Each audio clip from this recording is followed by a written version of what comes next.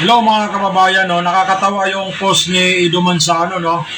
Sabi ni Ido Manzano, napansin niyo rin ba na tuwing may bagyo, may baha, halos lahat ng mga personnel ng media, Channel 2, Channel 7, nandun sa mga bahaan na lugar.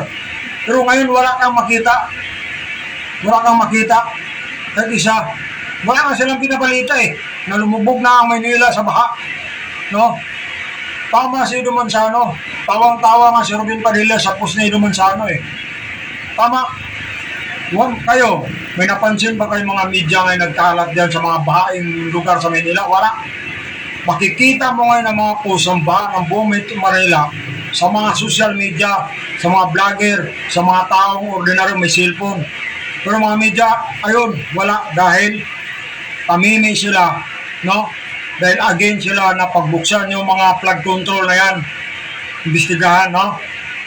Talaga naman, no? Saludo ako sa iyo, Ido Manzano.